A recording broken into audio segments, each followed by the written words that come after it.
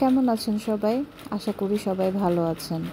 একটা সুন্দর ছোট্ট ভিডিও নিয়ে আসলাম। দেখেন জায়গাটা কি সুন্দর, কি সুন্দর লাইট জ্বলছে। এই হলুদ লাইটগুলো দেখলে না খুব ভালো লাগে।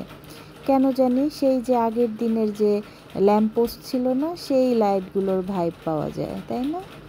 আমার খুব ভালো লাগে, কি সুন্দর করে সাজিয়েছে। তো সেদিন গিয়েছিলাম আমার একটা বান্ধবীকে নিয়ে একটু খাবারের দোকানে। এখানে বেশ কয়েকটা দোকান মিলেই খাবারের দোকান। যেহেতু একটু সন্ধ্যা হয়ে গিয়েছিল, তো একটু বাইরে অন্ধকার আবার একটু আলো ছিল। তো এই যে এখানে জায়গায় জায়গায় ফ্যান সেট করা, তো ফ্যানগুলোর জন্য একটু ভিডিও করতে অসুবিধাই হচ্ছিল, চুল টুল নড়ে যাচ্ছিল, খাবার উড়ে যাচ্ছিল। তারপরেও বাতাসটা দরকার ছিল, কারণ বাইরে অনেক গরম ছিল। এই যে আমরা বার্গার অর্ডার দিয়েছিলাম, আর এই যে ও একটু ঝুঁকি দিচ্ছে।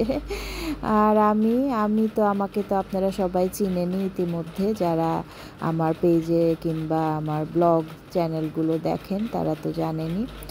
আর এই যে নিয়েছিলাম বার্গারটা অতটা মজা ছিল না, বাট ফ্রাইড রাইসটা খুব মজা ছিল। আর আমরা যেখানে যাই না, আইটেম একটু বেশি নেই, কিন্তু ভাগ করে করে খাই। যেমন রাইসটা আমরা হাফ করে খেয়েছি, বার্গারটা আমরা হাফ করে খেয়েছি।